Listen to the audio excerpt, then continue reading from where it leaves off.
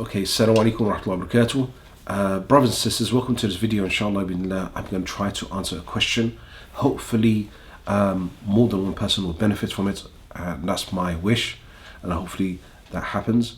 A sister asks a question about her autistic child and performing ruqya on her child, i.e. he's a teenager and coming close to being an adult. How to do ruqya to somebody who's suffering from autism. And understandably that somebody who's suffering from autism can be physical, and it can be quite strenuous to deal with somebody like that. And other things that happen usually, the person who's suffering from autism can become aggressive for a reason or another. And people who actually deal with autism, i.e. the parents, the nurses, they would know more than actual Daraqi himself when it comes to autism.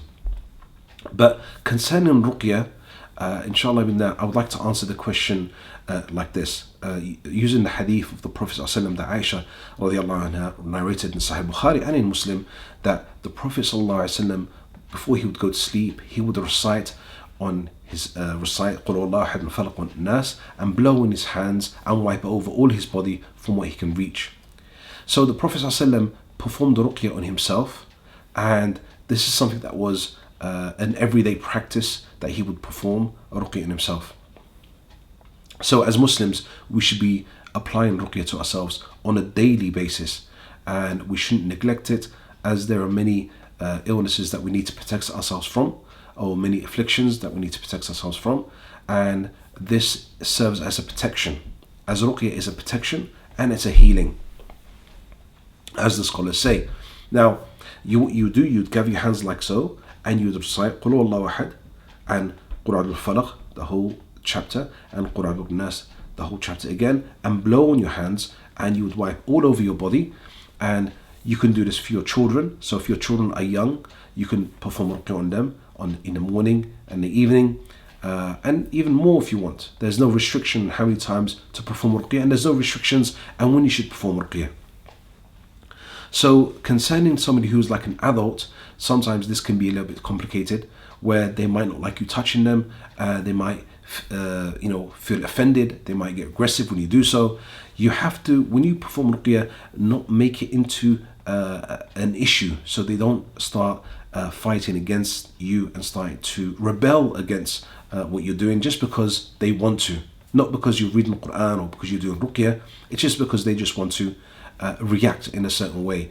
Either they like it or they don't like it. And I've seen this with autistic young adults. If you're pleasant with them and you don't have any any bad intention or anything that might suggest that something's going to happen to them, they will start getting scared and they will start reacting in a negative way. So it's very important for you to be calm and be very tranquil when you're doing the ruqya. Secondly, if you can't wipe over their body, then what you can do is blow on them. Again, this could be quite disturbing to the person who's suffering from autism, so it's best maybe do it when they're asleep. So you can do it when they're asleep, before they wake up, and you could do it when they're asleep, just as they fell asleep. So you don't cause any, anything that's disturbing to them, that's out of the ordinary. Or you can do ruqya to them and maybe give them a gift, give them a treat, and then perform ruqya on them before and after. So this way you're training them to experience the ruqya in a pleasant way, and they don't start fighting or swearing or doing things that's unexpected, and for you that seems very strange, and you then start translating that to demons and devils and so on. Now, can they still be possessed? Can they be afflicted? Yes, there's no doubt about that. But that's not the issue. The issue is we do not want to encourage the person who is suffering from autism any more suffering by making them nervous and making them react in a way that you suspect them to react because they are possessed. Because you believe they're possessed, they'll react in a certain way that you think they're possessed, and then things become out of hand. So it's best always to ignore the possession part and treat them as your child, your loved one, and carry on doing that way. This you'll this way you will achieve more, inshallah billah. So just to recap,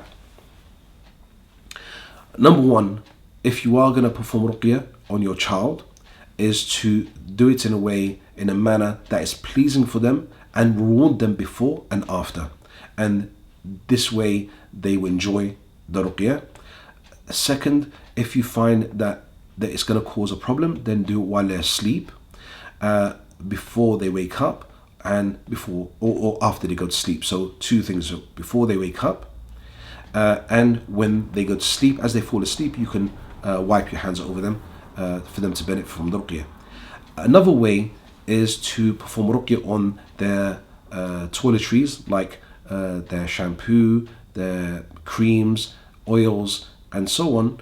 And this, inshallah billah, will be helpful. Further on, you can perform ruqya on the water that they drink, and you could even perform ruqya on the food. So the oils that you use for the foods, you can blow on the food and asking Allah Azza wa Jal to heal and to protect your loved ones. And I hope, inshallah billah, I've covered as much as I can concerning this. And if I've left anything out, inshallah billah, I hopefully will cover it on another video.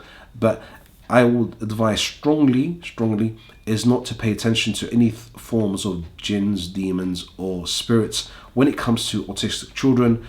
Even if they are possessed, even if you believe 101% they are possessed, try to avoid this, because this only increases in the problem. It doesn't help the problem.